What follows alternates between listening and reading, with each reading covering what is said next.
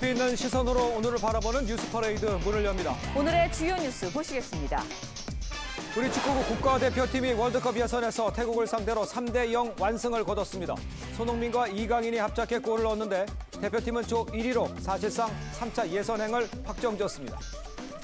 총선이 2주 앞으로 다가온 가운데 오늘부터 엿새 동안 해외 115개국에서 재외국민 투표가 시작됩니다. 사전투표는 다음 달 5일부터 이틀 동안 전국 사전투표소에서 실시됩니다.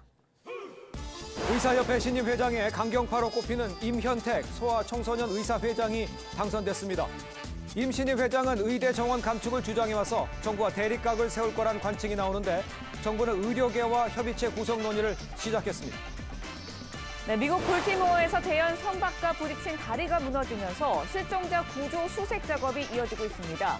사고 당시 다리 위에서 보수 작업을 하던 인부 8명이 추락해 2명만 구조되고 나머지는 실종 상태입니다.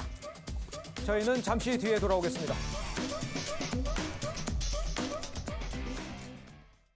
네, 총선이 이제 2주 앞으로 다가왔습니다. 전초전이라 할 수 있는 재외국민 투표가 오늘부터 다음 달 1일까지 엿새 동안 해외 115개 나라에서 시작됐는데요. 여당과 야당 모두 재외국민 투표의 중요성을 강조하며 지지를 호소했습니다. 정민진 기자의 보도입니다. 민주당은 선거운동 초반부터 재외국민 투표의 중요성을 강조했습니다. 이재명 대표를 비롯한 선대위원장이 모두 나서 재외투표 참여를 독려했습니다. 투표 참여, 국민 승리! 함께해요! 함께해요! 함께해요! 보다 많은 재외 국민들께서 정권 폭주와 국정 실패를 심판하는 데 적극 나서주시기를 간곡히 요청드립니다. 국민의힘 한동훈 비대위원장도 비례위성정당인 국민의 미래에 대한 재외국민 유권자의 지지 등을 호소하기 위해 방송용설에도 나설 계획입니다. 한 위원장은 윤석열 정부에서 재외동포청을 설립하는 등 재외국민 권익 증진에 힘써왔음을 강조할 예정입니다. 이 대표의 대중국 관계 발언 등도 지적할 것으로 전해졌습니다. 이재명 대표나 민주당이 갖고 있는 어떤 그 중국 일변도 그리고 중국에 대해서 불정적인 태도 이 부분이 극복되어야 한다고 말씀드리는 겁니다. 재외국민 투표는 오늘부터 엿새 동안 해외 115개국 220개 투표소에서 진행됩니다. 재외 유권자는 14만 7천여 명입니다. 지난 총선과 대선 재외투표에서는 진보 성향 정당의 약진이 두드러졌는데 박빙이 예상되는 수도권 선거에서 재외국민 투표가 당락을 가를 주요 변수가 될 거란 전망도 나옵니다. 사전투표는 다음 달 5일부터 이틀 동안 실시됩니다. TV조선 정민진입니다. 네, 내일부터 시작되는 이 공직선거 운동을 앞두고 여야의 표심 잡기 경쟁 한층 뜨거워지고 있습니다. 여야 선대위의 선거 전략을 들어보는 시간 마련했는데 어제 국민의힘 원희룡 위원장에 이어서 오늘은 더불어민주당 김부겸 상임 공동선대위원장과 함께 야당 상황을 좀 알아보도록 하겠습니다. 안녕하십니까? 예, 안녕하십니까? 네, 반갑습니다. 자, 총선이 이제 14일 앞으로 다가왔어요. 민주당 선대위에서 현재 지금 판세는 어떻게 분석하고 계신지를 좀 설명해 주시죠. 뭐 전체적으로 그동안 조금 2월 달에는 여당이 좀 앞섰다가 네. 지금 이제 공천 국면이 끝나고 난 뒤에 예. 저희들 지지자들이 조금 적극적 의사 표시를 하면서 저희들이 좀 치고 올라가고 있는 것 같습니다. 네. 이제 출발선에 선거 시작 이 시점에는 이제 출발선에 섰다. 이제 그런 상황이라고 보고 드리고 싶고요. 예. 일부에서 보도드린 대로 무슨 야권 압승 이런 건 전혀 아니다. 아니다. 예. 왜냐하면 1,000표, 2,000표 이내에 엎치락뒤치락하는 선거구가 벌써 한 30개 정도 되는 것 같아요. 그리고 지금 여론조사를 못 믿는 게 이게 각 선거구별로는 500샘플입니다. 네, 그렇죠. 이 오차 범위가 무려 8%가 넘거든요. 예. 그 안에서는 전혀 우리가 함부로 예단해서는 안 된다는 뜻이잖아요. 예, 알겠습니다. 그러니까 낙관론은 아직 펼 상황이 아니다. 이렇게 사인은 아직 좋지만 아직 시작도 안 했는데 무슨 낙관론? 예. 여야 모두 이제 수도권 지역 표심 공략에 사활을 걸고 있는데 그 수도권 민심에 대한 좀 느끼시는 게 있는지 어떤 거에 대해서 보고를 받으신 게 있는지는 어떻습니까? 수도권 상황은? 뭐 제가 이제 수도권에 좀 지원을 나가 보면 그런 점에서 확실히 다른 지역보다는 수도권에 계시는 분들은 정치적 의사표시를 분명히 하시는 분들이 많습니다. 예. 그런 점에서 전체적으로 우리 민생이 어려워졌거든. 예. 사실이잖아요. 예. 내수가 여러 가지 좀 위축돼 있고 이렇기 때문에 전체적으로 이 정권에 대해서 이대로 두어서는 안 된다라는 심판 견제의 목소리가 분명히 터져 나오고 있습니다. 예. 그 점에 있어서는 선거를 하기에는 야권이 좀 유리합니다.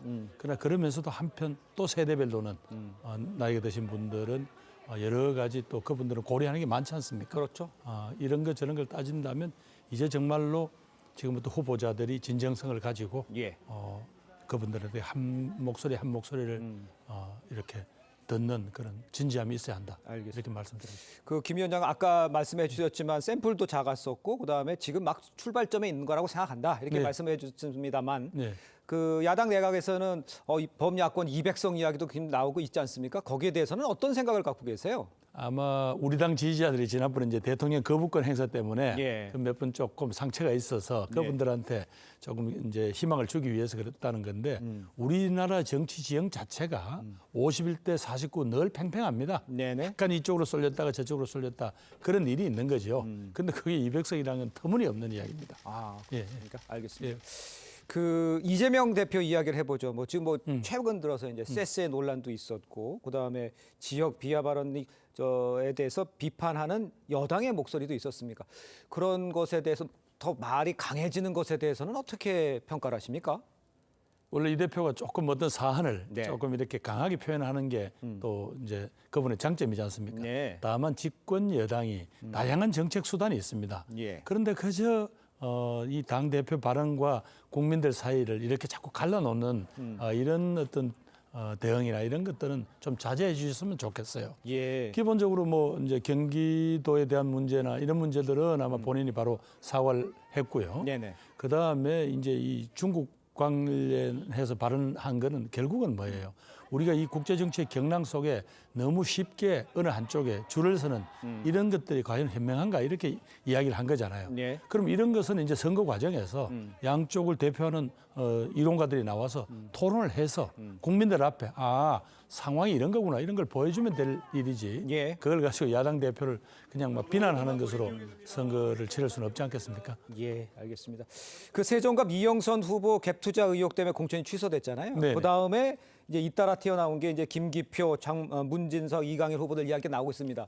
글쎄, 뭐 본인들은 아니라고 반박을 하고 있고 또 김기표 후보 같은 경우에는 이제 청와대에 있었기 때문에 또 3인이던가요? 나오면서 그 내용이 어느 정도 사실이 아니냐 이런 이야기도 있었지 않습니까? 네. 그 선대위에서는 이 상황을 어떻게 파악하고 있습니까? 우선은 뭐 어쨌든 저희들이 한 지역의 당 후보자의 공천이 취소됨으로써 예. 그 지역의 후보를 못 낸 부분에 대해서는 사과를 드립니다. 네네. 근데 다만 이제 이런 어려움이 있습니다.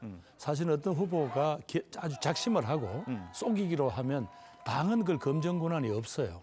그러니까 이분들이 아마 선관위에 제출하는 서류하고 당에 제출한 서류 사이에 차이가 있는 거죠. 예. 저희들이 바로 이제 공천자가 확정된 날 저희들이 우리 당 후보 240명 걸 가지고 선관위 제출 서류하고 다 일일이 대조를 한 거예요. 네네. 그 과정에서 발견이 된 거거든요. 그래서 아마 더 이상 이영선 후보 외에는 뭐 더 이상 없다라고 저희들 나름대로 판단하고 있는데 네. 혹시라도 뭐 만약에 속인 어떤 그런 결과가 나오거나 하면 당은 바로 적극적 조치를 할 겁니다. 여당에서는 그 부실 지금 상황을 좀 설명을 해주시는데 부실 검증이다 이런 얘기에 대해서는 아니, 어떻게 그러니까 반박하시겠습니까? 지금 여당은 무슨 수단이 있는 건 몰라도 현재로서는 당은 네네. 그 사람의 개인 재산이라든가 이런 것들을 검증할 방법이 없습니다.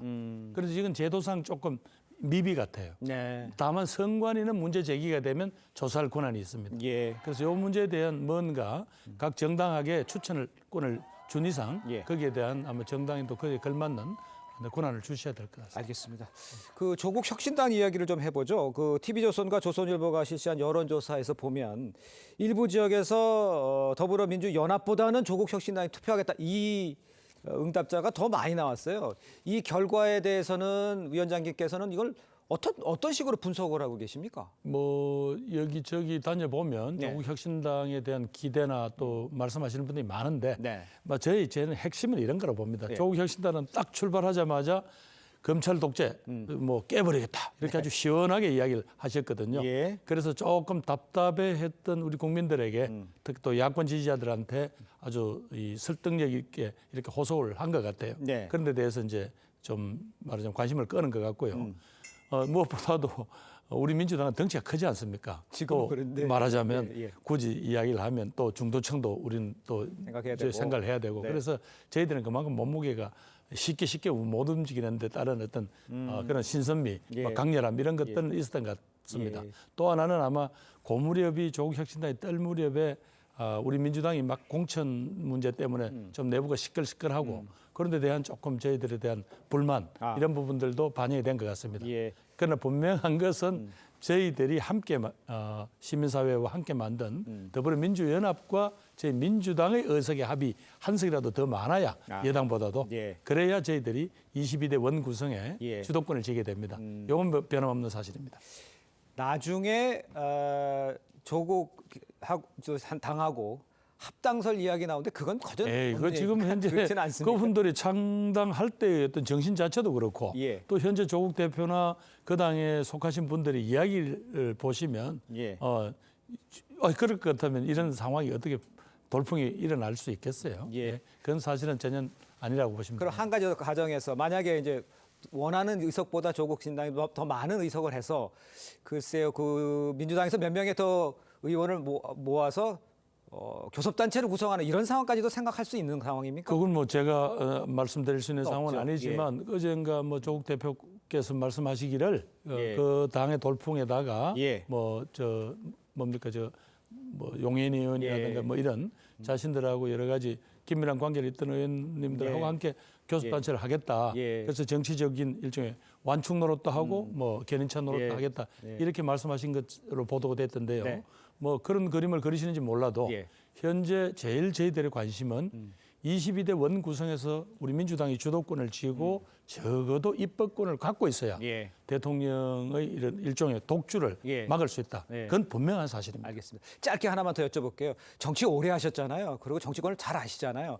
지금 이번 선거가 과거의 어떤 선거보다도 양쪽으로 치우쳐져 있다. 여기에 동의하시는지 이 문제는 어떻게 해결해야 될 것 같습니까? 점점 이렇게 양극화가 더 심해지는 것 같아요. 예. 그런데 사실 우리에게 닥쳐오는 뭐 저출생의 문제라든가 이런 위기들, 예. 또 국제정치의 위기들은 어느 한쪽만 갖고 문제를 풀 수가 없거든요. 네. 그런가 같으면 정말로 진지한 대화가 되는 또 그리고 또 대통령께서도 저렇게 고집스럽게 국정을 운영할 게 아니에요. 들어야죠. 네네. 잘 듣고 대안을 마련하고 또 정치권과 늘 소통하는 예. 그런 국정 운영을 하셔야죠. 알겠습니다. 오늘 말씀 잘 들었습니다. 지금까지 김부겸 민주당 상임 공동선대위원장과 이야기 나눴습니다. 감사합니다. 예, 고맙습니다.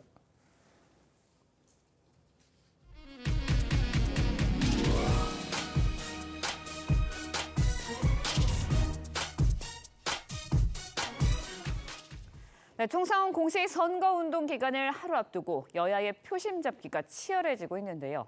국민의힘 한동훈 위원장이 오늘 인천과 수원에 방문해 지지를 호소할 예정입니다. 이재명 대표는 충북을 찾아 중원 표심 잡기에 나서는데 내일부터는 후보자의 확성기 사용과 유권자의 SNS 지지 선언 등이 가능해져 선거 열기가 더 뜨거워질 것으로 보입니다. 장윤정 기자의 보도입니다. 취임 후 처음 박근혜 전 대통령을 예방하고 부산과 경남 지역 전통 지지층 결집을 다진 한동훈 비대위원장. 이번 총선을 통해서 민생을 망치는 범죄자들을 심판할 겁니다. 저희가 실효성 있게 재원을 충분히 갖춘 상태에서 준비하고 오늘은 인천과 수원을 찾아 중도층 공략에 나섭니다. 수원은 지난 총선에서 5개 지역구 모두 민주당이 승리했습니다. 국민의미래 인효한 선대위원장도 이재명 민주당 대표의 지역구가 포함된 인천 계양구를 찾아 시민들과 만날 예정입니다. 이 대표는 중원인 충북으로 향합니다. 오전 충주를 시작으로 제천과 단양을 거쳐 청주에서 마무리하는 일정입니다.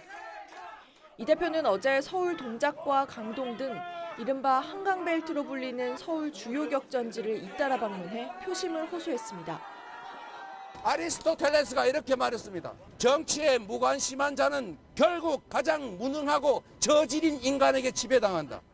내일은 공식 선거운동이 시작되는데 후보자 확성기 사용과 유권자의 SNS 지지 선언 등이 가능해 선거 열기가 한층 달아오를 전망입니다. TV조선 장윤정입니다.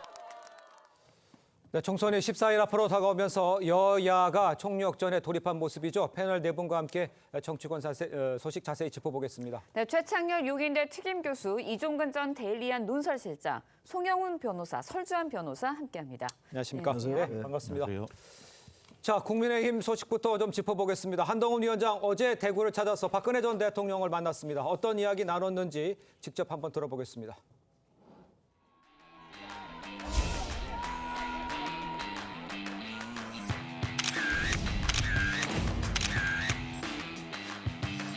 박 전 대통령님 제가 찾아뵙고 국정 전반과 현안들 그리고 살아오신 이야기들이라든가 여러 가지 얘기에 대해서 제가 굉장히 좋은 말씀을 드렸습니다. 따뜻한 말씀을 많이 해주셨고 저도 대단히 감사하다는 말씀을 드렸습니다. 자, 한동훈 위원장 5일 만에 대구를 다시 찾아서 자신이 수사했던 박근혜 전 대통령을 만난 거 보수층 표심을 결집하려 한 거 아니냐 이런 해석이 나오는데 이정근 평론가께서 어떻게 보십니까? 맞습니다. 보수층 결집을 해야 될 시점이라고 아마 당에서 판단한 것 같습니다. 네. 일단 보수정당 대표가 그 정당에서 배출한 전직 대통령을 만나는 것은 하나도 이상할 것은 없죠. 네. 그런데 여기서 눈길을 끄는 게 전직 검사 시절의 피고인, 그러니까 국정농단 사건의 검사와 피고인 신분이었잖아요. 그렇다면 특히나 대구를 중심으로 해서 보수 유권자들이 바라봤을 때 그것이 어떻게 치유될 수 있는가, 네. 그런 장면으로서 사실상 하나의 어떤 모멘텀을 가지려고 한 것이고, 여기서 박근혜 대통령만 만난다가 아니라 박근혜 대통령도 만났다. 이게 더 중요한 것 같아요. 즉 선거를 위해서는 내 편 만들기거든요. 네. 한 사람이라도 한 정파라도 한 지역이라도 내 편을 만들어 나가는 과정 속에서의 한 장면이었다. 이렇게 판단한 것 같습니다. 알겠습니다. 네, 그렇지만 보수 지지층 결집에 주력하는 듯한 한동훈 위원장의 행보, 중도층에서는 어떻게 바라볼지도 관심입니다. 중도층 표심에 어떤 영향 줄까요? 한동훈 위원장이 뭐 박근혜 전 대통령 만나는 것 자체에 대해서는 그렇게 비판할 건 아니라고 봐요. 네. 같은 진영 내에서 만날 수 있는 건데 좀 아니한 인식이라고 생각합니다. 지금 이제 박근혜 전 대통령을 만나는 게 박근혜 전 대통령은 지금 사면 복권은 됐습니다만 예. 실형이 확정돼 가지고 수감이 됐었잖아요. 네네. 수감이 되고 사면 복권이 된 건데 중도층 표심엔 썩 그렇게 유리하게 작용할 것 같지는 않아요. 보수층 결집엔 뭐 괜찮겠죠. 예. 그러나 지금 워낙 지금 판세가 안 좋다는 거 아닙니까? 지금 다들 그렇게 얘기하는 거잖아요. 뭐 국민의힘이 지금 안 좋다는 건데 가서 박근혜 전 대통령을 만나는 게 중도층에게 어떻게 보였을까? 그 자체가 나쁘게 보였다기보다는 한가하구나. 아직도 이번 이 선거 판세에 대해서 너무 안이한 인식을 갖는 게 아닌가라는 생각을 할 수가 있어요. 그래서 전 전반적인 그 중도층 표심에는 그렇게 좋은 영향을 주지 않았을 거라고 생각합니다. 알겠습니다. 보수층 결집에는 도움이 되겠지만 중도층에는 아직 물음표가 붙는다 이렇게 예. 지적을 해주신 것 같습니다. 자, 국민의 미래 선대위원장으로 합류한 이뇨한 위원장 어제 첫 공식 일정으로 백령도를 찾았습니다. 영상 보겠습니다. 개인 자격으로 8년 전에 여기를 들렀는데 너무 감동스럽고 우리가 이 46명의 희생을 우리 후손한테 가르치고 또 그 후손한테도 가르치고 영원히 이분들을 마음속에 갖고 있어야 된다는 생각을 가졌습니다. 우리 아들이 24살인데 그냥 하루아침에 그 자식이 없어지면 어떤 마음일까라는 걸 한번 헤아려 봤습니다. 자, 천안함 폭침 14주기였던 어제 이뇨한 위원장 1박 2일 일정으로 이제 백령도를 방문했죠. 첫 일정 안보에 방점을 둔 것이다. 이렇게 이해를 하면 되겠습니까, 변호사님? 그렇습니다. 예. 또 안보를 중시하는 국민의힘의 비례정당인 국민의 미래 선대위원장 아닙니까? 그렇죠. 그러니까 이뇨한 선대위원장의 일종의 투톱으로서 저런 그 추모 행사에 참석하는 거는 뭐 너무나 당연한 것 같고요. 네. 이게 지금 이재명 대표의 행보하고는 좀 많이 대비가 되는 것 같습니다. 지난주 금요일에 서해 수호의 날 행사가 있지 않았습니까? 네. 그때 이제 이재명 대표가 서산, 당진, 그다음에 아산까지 갔는데 그 바로 위에 평택에서 하는 서해 수호의 날 행사는 애써 외면하고 불참했다는 그런 평가가 많이 있죠. 예. 이재명 대표가 아무래도 그 행사에 가기는 어려웠을 것으로 보이는 것이 그 민주당의 지금 천안함 막말 논란 또 천안함 음모론의 과거에 가담했다는 평가를 받는 후보들이 여럿 있지 않습니까? 대표적으로 뭐 권칠승 후보라든가 노종면 후보라든가 조한기 후보라든가 박선원 후보라든가 그렇게 논란이 되는 인사가 다수이기 때문에 예. 과연 이재명 대표가 서해 수호나 행사에 떳떳하게 참석할 수 있겠는가 예. 그런 분석도 많이 있고요. 그런 점에서 이뇨한 위원장 행보는 많이 대비되는 측면이 있는 것 같습니다. 알겠습니다. 네, 최근 이제 총선이 가까워지면서 한동훈 체제, 한동훈 원톱 체제가 보완이 좀 필요한 거 아니냐 이런 이야기들이 국민의힘 내부에서도 좀 나오고 있습니다. 이뇨한 위원장이 보완 역할을 좀 해줄 수 있을까요? 어떻게 보세요? 근데 현행 선거법상으로 봤을 때도 좀 한계가 있어 보이거든요. 그러니까 지금 인요한 위원장은 국민의 미래의 선대위원장이거든요. 그렇죠. 그렇기 네. 때문에 국민의힘에 대한 지역구 선거구 후보자에 대한 선거운동을 할 수가 없습니다. 그렇다고 한다면 선거법상 명확한 한계가 있고 또 저는 이 위원장이 혁신위를 통해서 과거 혁신위 위원장으로서 역할을 하면서 어떤 국민들에게 많이 보여준 모습이 있었지만은 결국 그 혁신위가 영두삼위꼴로 끝나버렸었거든요. 예. 그렇다고 한다면 어떠한 인요한 위원장이 가져올 수 있는 새로운 참신성이라는 부분에서는 굉장히 좀 떨어지지 않느냐. 예. 오히려 저는 이런 부분에서 뭐 한동훈 위원장은 비대위원장은 좀 부인을 했습니다만은 저는 유승민 의원이라든지 지금까지와는 국민의힘이 가는 방향과는 약간 다소 다른 방향의 어떤 인물을 네. 저는 그 선거 운동에 있어서 또 다른 스피커로 활용하는 것이 어떨까라는 예. 제안을 한번 해봅니다. 알겠습니다. 네. 또 다른 스피커의 뭐 유승민 의원을 얘기를 했습니다만 글쎄요, 여당 내에서 조금 더 많은 스피커가 있어야 된다는 지적에 대해서는 어떻게 생각하시는지, 유승민 후보 같은 경우, 유승민 예. 의원 같은 경우에는 가능성이 있는지 이건 어떻게 보십니까? 두 가지인데요. 하나는 뭐냐면 왜 지금 원톱만 고집하느냐라는 거 아닙니까? 그런데 한동훈 비대위원장이 되자마자 2월 20일 날 한 게 뭐냐면 예. 전 당원 언행 경계령을 내렸습니다. 왜? 지난 4년 전에 중구난방으로 리스크가 굉장히 커졌어요. 언행의 실언과 망언이 이어졌습니다. 대표적으로 차명진 후보가 한 말, 뭐 세월호 등등 뭐 언급할 수 없는 그런 발언들이 당시 수도권에 어마어마한 영향을 미쳤거든요. 이러한 그런 그 리스크들을 지금 통제하고 관리하고 그 다음에 자신의 집중함으로써 사실상 하나의 어떤 메시지의 통일성, 일관성을 지금 보여줬다는 점에서는 원톱이 나쁜 건 아닙니다. 그런데 너무 혼자서만 하는 게 아니냐, 선거에 여러 가지 어떤 포지션이 필요한 게 아니냐, 이런 점에서 사실 조금 더 적극적으로 나서야 될 사람들이 제가 보기에는 원희룡, 나경원, 안철수, 지금 미드필더들이거든요. 이 미드필더를 이렇게 조직한 게 수도권에서 어쨌든 벨트화를 해서 인천 쪽 벨트, 그다음에 한강 벨트, 뭐 수도권의 벨트, 반도체 벨트 이렇게 지원을 할 수 있는 어떤 여력이 있는 사람들을 지금 미드필더로 지금 임명을 했기 때문에 예. 보다 더 적극적으로 이 세 사람을 활용하는 것이 지금 유승민 의원보다는 훨씬 나을 것이다. 왜냐하면 유승민 의원은 12월 달에 그만둘 거를 뭐 생각하겠다. 뭐 그리고 윤석열 정부는 무조건 안 된다라고 지금까지 매일같이 이야기했던 사람입니다. 그러다가 갑자기 나와서 윤석열 정부를 도와준다라고 본인이 이야기하는 것도 일관성이 없어 보일 겁니다. 알겠습니다. 예, 유승민 전 의원의 등판보다는 나경원 의원이나 다른 원희룡 의원의 더 활약을 더 이야기를 해주셨는데 한동훈 위원장도 일단은 선을 긋는 분위기이긴 합니다. 유 전 의원의 등판 가능성, 선대에 합류 가능성 어떻게 보시나요? 가능성은 대단히 낮아 보입니다. 지금 이제 여권의 그 생각이 그렇기 때문에 예. 어렵다고 보는데 저는 조금 이종근 평론가하고 조금 생각이 다른 게 네. 유승민 전 의원이 이제 윤 정부 비판을 많이 했죠. 근데 네네. 지금 워낙 정권 심판론이 이 선거에 완전 프레임으로 등장을 했잖아요. 지금 예. 그렇다면은 정권 심판론을 여권 내에서 좀 희석을 시켜줘야 돼요. 여권 내에서. 조국 혁신당이 저렇게 뜨는 이유가 뭐겠어요?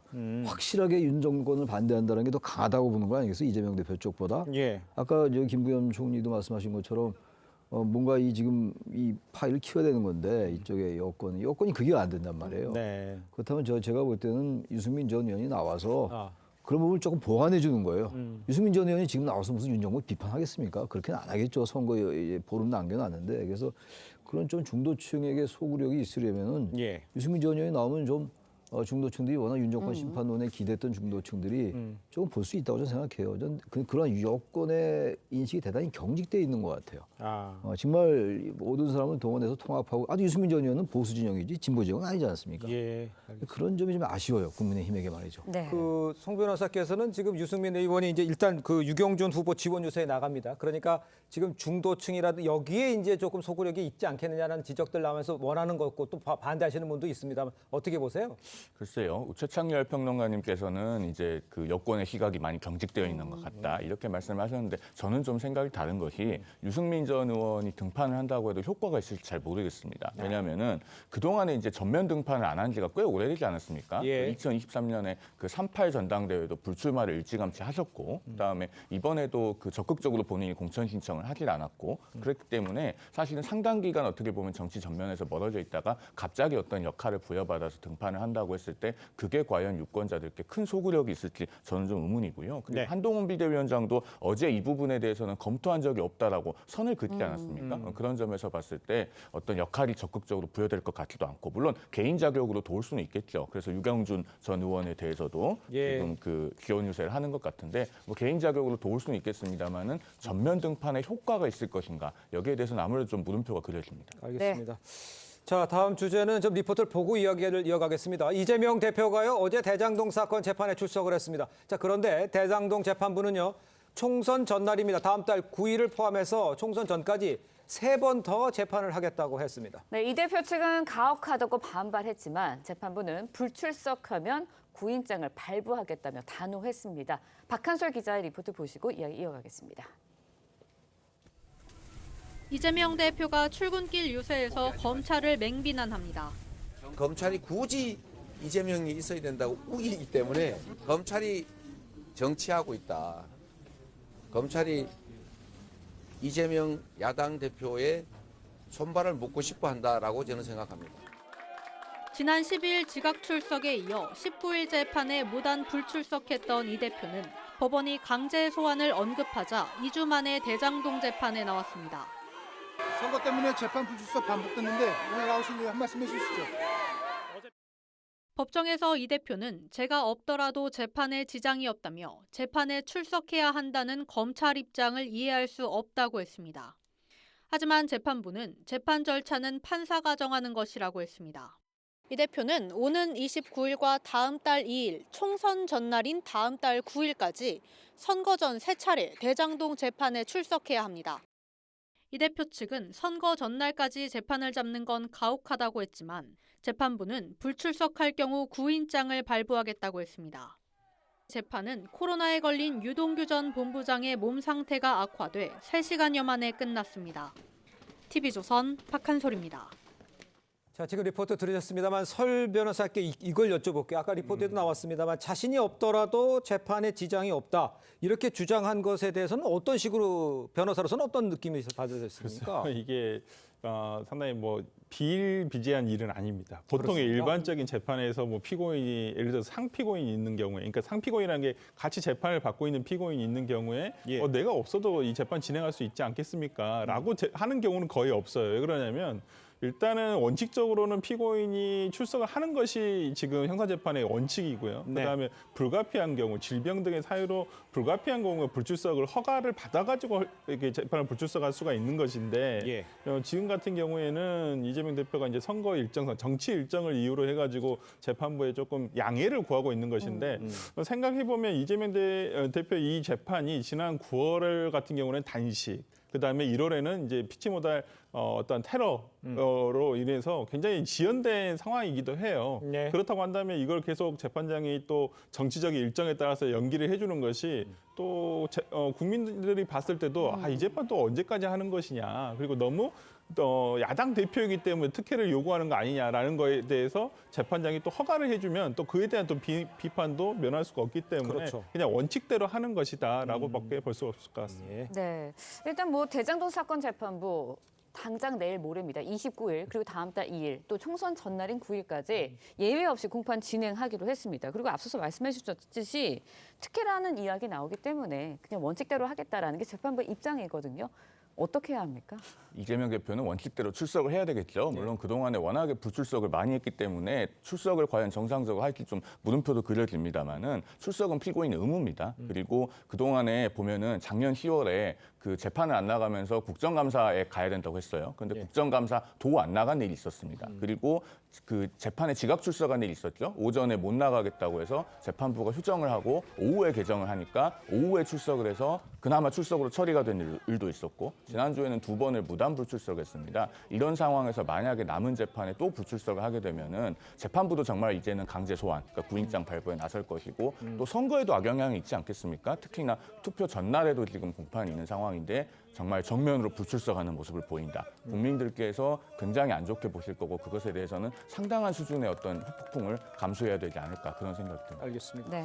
자, 이 대표는요, 윤 대통령을 향한 공세 수위도 지금 높이고 있죠. 이정섭 호주 대사 출국 문제, 이거를 미국 닉슨 대통령 하에 이어진 워터게이트 사건에 비유하기도 했어요. 그러면서 이제 특검, 국정조사를 함께 언급을 했습니다.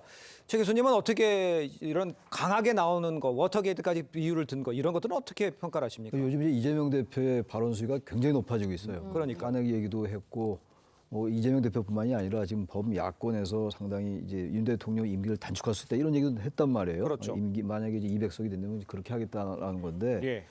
선거 앞두고 지금 워터게이트까지 소환하는 건 이건 좀 과한 것 같아요. 제가 봐도 이종섭 전 국방부 장관을 말하자면 이 사건의 핵심 피의자인데 핵심 피의자를 호주 대사로 발령낸 거에 대해서 저도 뭐 대단히 비판적입니다. 예. 지금이라도 저는 이 선거 공학적으로 봐도 이종섭 대사건은 더 전향적으로 해야 될 것 같은데 뭐 그럴 것 같지는 않아 보이긴 해요. 아무튼 뭐 여권의 생각이니까 좋은데 이재명 대표가 이 부분을 이렇게 닉슨 대통령 하야로 연결시키는 건 이제 결국은 180석 내지 200석을 만약에 얻게 된다면 그렇게 될지 안 될지 모르겠습니다만 그렇게 된다면 탄핵에 나설 가능성이 대단히 높은 것 같아요. 워낙 이 탄핵 관련 얘기가 너무 많이 나옵니다. 지금 선거 전에. 이런 부분들은 중도층에게도 좀 거부감을 줄 수가 있어요. 우리나라 유권자나 국민들께서는 이 탄핵에 대해서는 굉장히 조심스럽습니다. 과거에 뭐 2004년도 17대 총선도 노무현 전 대통령 탄핵 때문에 열린우리당이 엄청난 데서 과반을 얻었단 말이죠. 그런 것 때문에 저는 이건 선거 전략적으로도 맞지 않는 것 같고 물론 이 이정섭 대사건을 지금 이렇게 가는 거에 대한 비판 여론이 많습니다만 그렇다고 미국의 닉슨 대통령 하야와 연결시키는 거 이건 저는 썩 좋은 전략도 아닌 것 같고 당위적으로도 이건 썩 바람직하지 않다고 생각합니다. 알겠습니다. 네. 이 대표의 발언 수위가 이제 높아지면서 부적절한 비유 논란도 이어지는 모양새입니다. 현 정부를 비판하는 과정에서 의붓 아버지 계모 비유까지 나왔는데요. 직접 들어보시죠.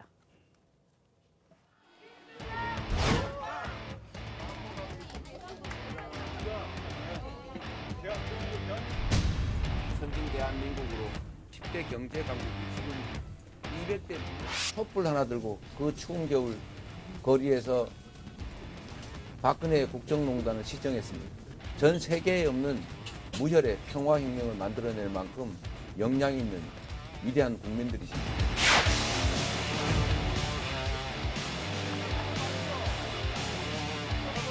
지금은 의붓 아버지 같아.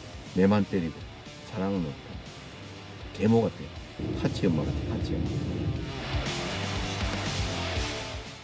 그러니까 이제 저 발언들이 지금 문제가 되고 있다 이렇게 볼 수가 있을 건데 이 대표 발언을 두고 이제 재원 가정을 비하한다 이런 비판도 나오고요. 뿐만 아니라 이 대표가 잘못하면 자칫 아르헨티나 이야기도 했습니다. 브라질 이야기도 했죠.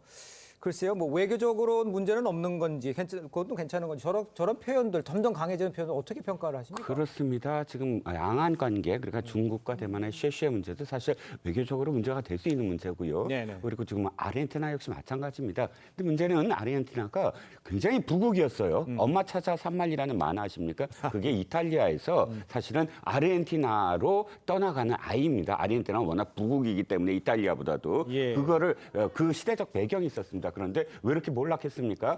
퍼블리스트들이 대통령이 되면서 모두 다 퍼주기 공약을 했기 때문입니다. 베네수엘라도 마찬가지고 남미의 국가들이 몰락하는 그 과정이 바로 이재명 대표식 퍼주기, 즉 기본소득이랄지 뭐 하지는 않았습니다만 또 25만 원 이야기도 나왔습니다만 이렇게 해서 국가의 재정은 어마어마하게 파탄이 나고 한 번 받은 그런 복지는 사실상 그걸 철회할 수 없거든요. 점점 늘어날 수밖에 없습니다. 그런데 본인이 국민이 도리어 그것을 비판하는 쪽을 아르헨티나다 이렇게 얘기를 한다는 것은 이재명 대표가 지금까지 이야기했던 선거 과정에서 이야기했던 것을 보면 사실상 맥락이 없어요. 예. 그러니까 이 야당 대표가 어떤 당의 대표가 선거 유세를 통해서 연설을 하거나 혹은 이런 자신의 어떤 이야기를 할 때는 자신의 당의 정체성에 맞게 해줘야 되거든요. 그런데 쭉 보면 정체성도 알 수가 없고 또 주장하는 바도 그때그때 다르고 일관성이 없고 하다 보니까 이재명 대표가 그때그때 다르다는 건 경향신문에서 이대근 전 편집국장이 이렇게 얘기했어요.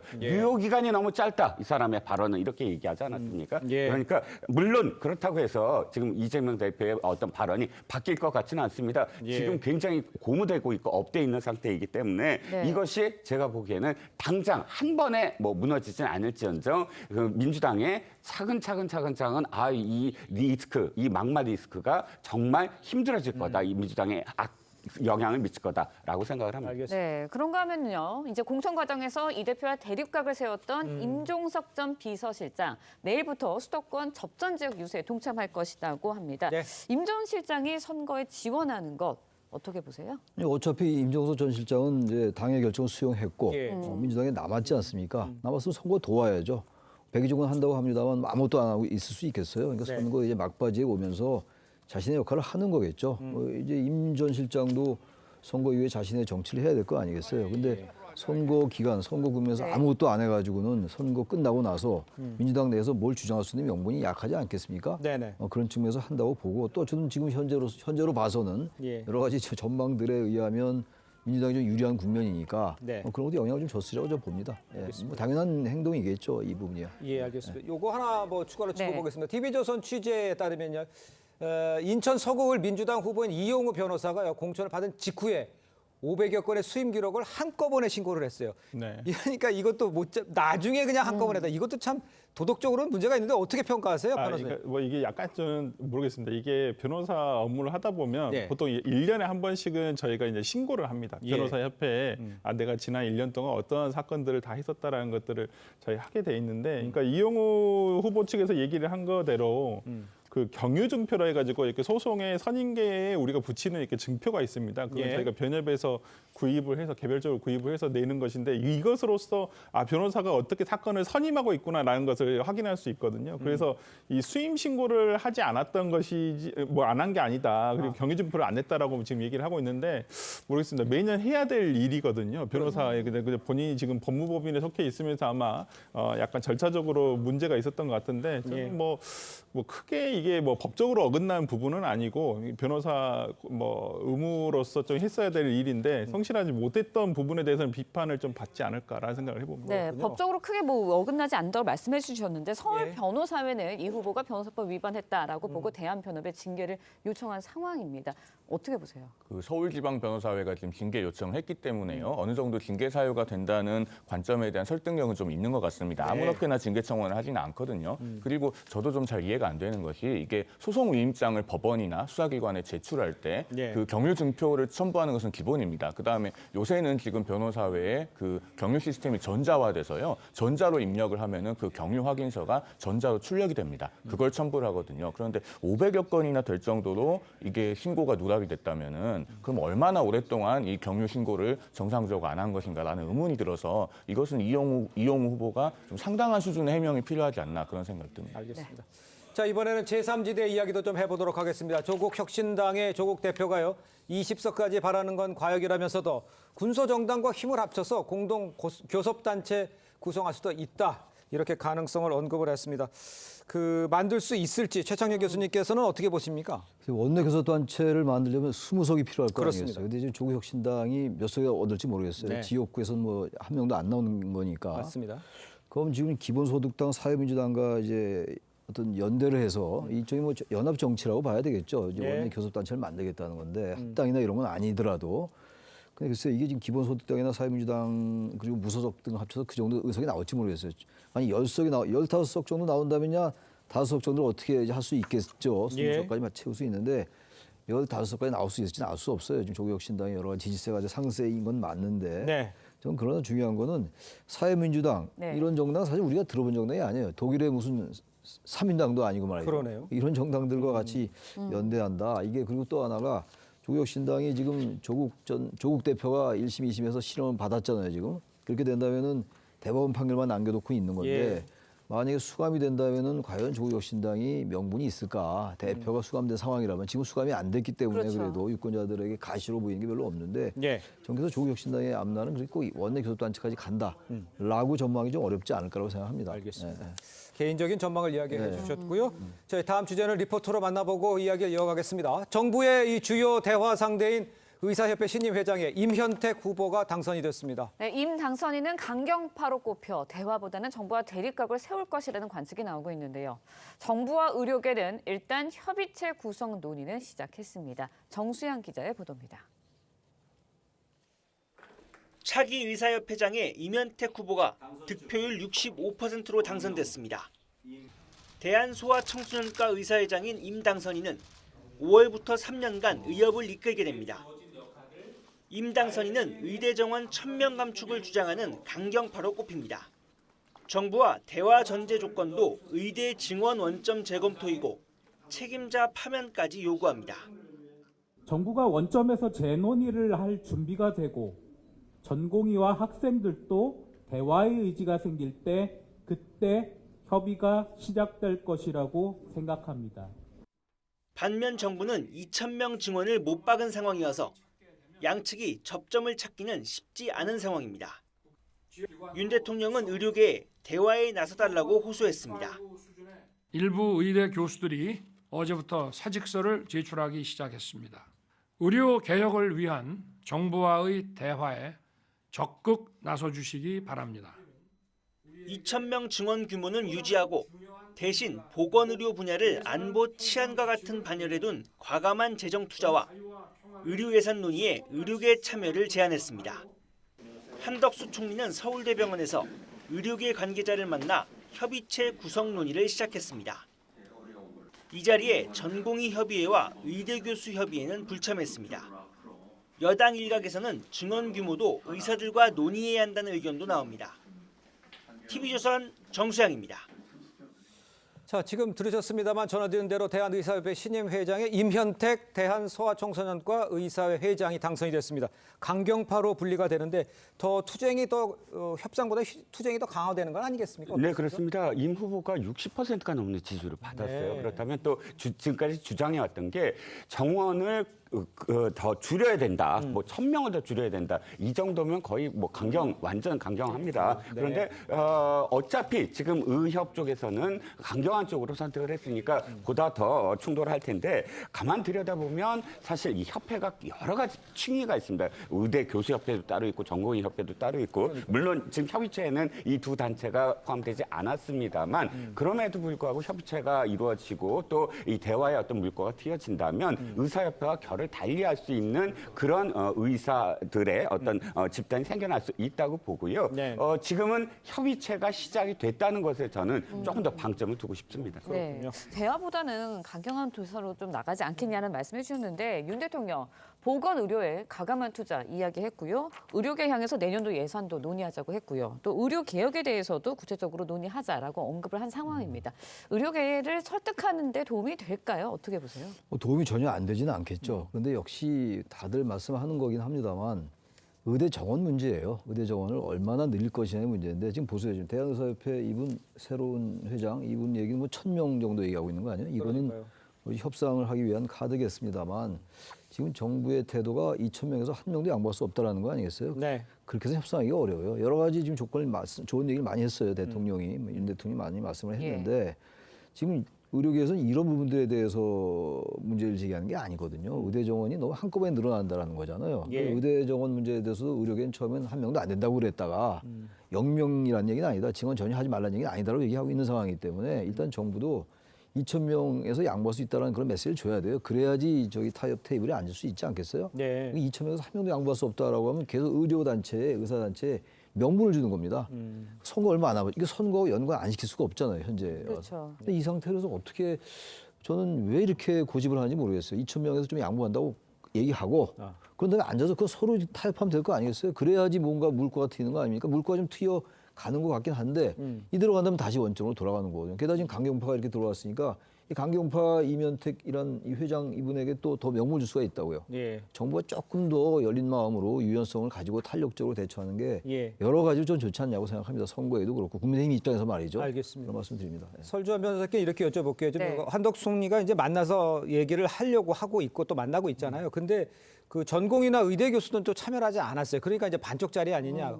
누구하고 도대체 어떻게 협의를 해야 되냐 이런 문제가 있는데 이걸 어떻게 풀어야 됩니까? 그러니까 이 의사협회가 대한의사협회라는 것도 이게 대한변호사협회라는 건 다른 단체입니다. 그러니까 법정 단체가 아니에요. 그러니까 대한변호사협회 같은 경우는 대한민국에서 변호사를 하는 모든 사람들이 회원으로 의무적으로 가입할 수밖에 없는데 네네. 대한의사협회는 회비를 낸 회원만 가입을 자의적으로 할 수가 있는 거예요. 그러니까 지금 대표성이 그러니까 다 흩어져 있는 거죠. 특히나 대한변호사협회 같은 경우는 개원이 중심이고요. 지금 전공의가 중심이 된 전공의 협회가 있고, 그다음에 지금 의대 교수 협회라는 게 또 있는데 지금 네. 이런 부분들이 다 어떤 대표성을 가진 사람들이 다 같이 들어오지 않게 되면 이게 하나의 어떤 단체에서 의견을 제시할 수 없기 때문에 지금으로서는 저는 뭐 지금 현 상황에서는 이 전공의 특히 제일 문제가 되고 있는 게 전공의와 의대 교수의 어떤 의견들이 들어와야 되고 그렇죠. 지금 문제가 되고 있는 것은 이제 숫자에 갇혀버린 거죠. 2천이라는 숫자에 지금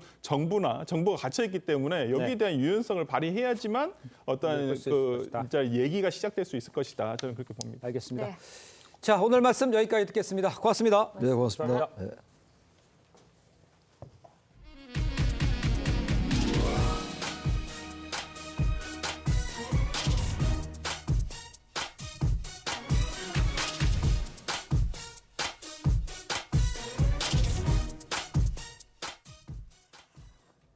네, 미국 볼티모어에서 대형 컨테이너 선박이 교량에 부딪힌 사고 현장에서 실종자 수색 작업이 계속되고 있습니다. 사고 선박은 동력에 문제가 생겨 교각과 충돌한 것으로 알려졌는데 이 사고로 2km가 넘는 다리가 대부분 무너졌고 당시 다리 위에서 보수 작업을 하던 인부 8명이 추락해 2명만 구조됐습니다. 서영애 기자의 보도입니다.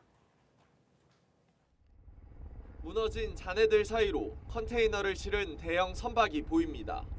싱가포르 국적의 초대형 화물선 달리오가 컨테이너를 4천여 개 실은 채 스리랑카로 향하던 중 교각을 들이받았습니다. 현지 시간 26일 미국 메릴랜드주 볼티모어에서 발생한 이 사고로 2.6km에 달하는 프랜시스 스콧 키 다리가 대부분 무너졌습니다. 사고 당시 선박이 동력을 잃었던 것으로 알려졌습니다. 다리가 붕괴되면서 위에서 공사 중이던 인부 8명이 물에 빠졌는데 2명만 구조됐습니다.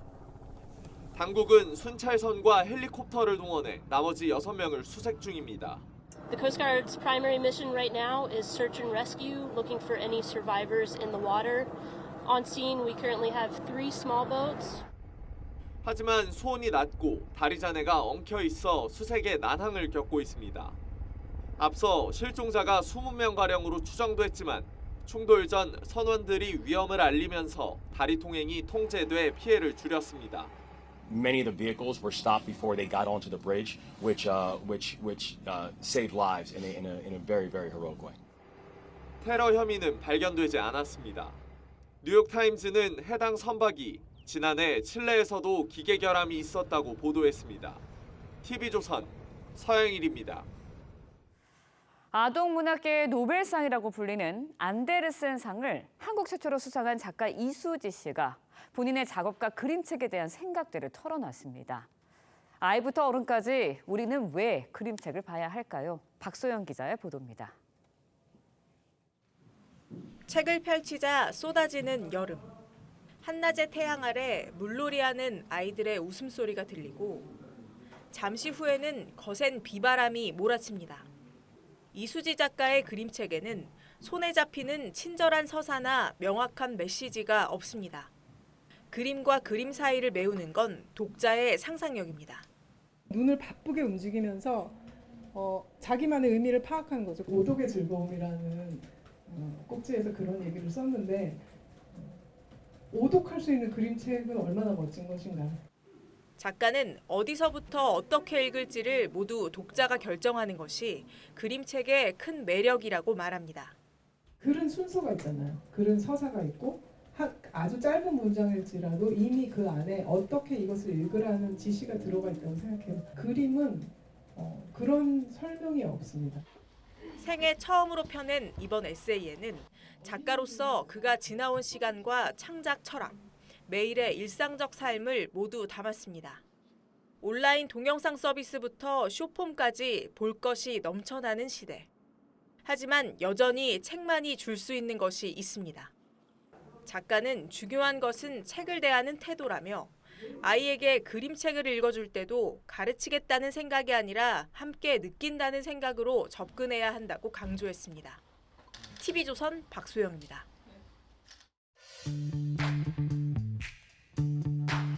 네, 렌즈에 담긴 그 순간, 그 의미를 짚어보는 시간이죠. 사진 기자가 선택한 아침의 한 장입니다. 오늘은 조선일보 사진부 이태경 기자와 함께합니다. 안녕하세요. 오늘 아침 볼 사진 어떤 건가요? 네, 올림픽을 앞두고 있는 프랑스 파리에서 이색 경주가 열렸는데요. 코스드 카페라는 웨이터 경주입니다. 현장 모습 사진으로 만나보겠습니다. 파리의 도심을 배경으로 웨이터들이 모였습니다. 파리의 카페 문화와 프랑스의 서비스 문화를 강조하는 대회인데요. 이들은 쟁반 위에 커피와 물 그리고 크루아상을 올리고 쏟지 않으면서 2km의 코스를 최대한 빠르게 완주해야 합니다. 네, 물과 커피를 쏟지 않으면서 빠르게 움직이는 거 쉽지 않을 것 같은데요. 이 행사 원래 유명한 대회라고요? 네, 이 코스드 카페는 오랜 역사를 가진 대회인데요. 자금 부족으로 지난 13년간 중단됐다가 올해 다시 부활했습니다. 이번 이벤트는 오는 7월 열리는 파리올림픽과 패럴림픽을 기념하고 동시에 환경보호 메시지를 전달하기 위해 기획됐는데요. 일회용품 사용을 줄이고 환경오염을 완화해 더 나은 미래를 만들기 위한 의지를 표현한다고 합니다. 네, 보는 재미도 있으면서 뜻깊은 행사였네요. 지금까지 아침의 한 장이었습니다. 오늘 아침 짙은 안개에 주의하시기 바랍니다. 어제 내린 비로 인해 공기가 습해져 짙은 안개가 끼었는데요. 내륙을 중심으로 가시거리가 200m 안팎까지 좁혀져 있습니다. 무안과 광주공항은 저시정 경보가 발효됐습니다. 안개는 기온이 오르며 서서히 걷히겠고 낮 동안에 하늘에 구름만 가끔 지나겠습니다. 오늘은 어제보다 낮 기온 크게 오르겠는데요. 서울이 16도, 대전 19도, 대구 18도까지 기온이 오르며 일교차가 10도 안팎으로 크게 벌어지겠습니다. 바다의 물결은 제주 남쪽 먼바다에서 최고 4m로 높게 일겠고요. 오늘까지 동해안과 제주로는 높은 너울이 밀려오겠습니다. 내일은 전국에 또다시 비가 내리겠습니다. 이후 주 후반에는 맑고 포근한 날씨가 이어지겠습니다. 날씨였습니다. 이상으로 수요일 뉴스 퍼레이드 마칩니다. 네, 저희는 내일 아침 7시 30분에 다시 찾아뵙겠습니다. 시청해주신 여러분 고맙습니다.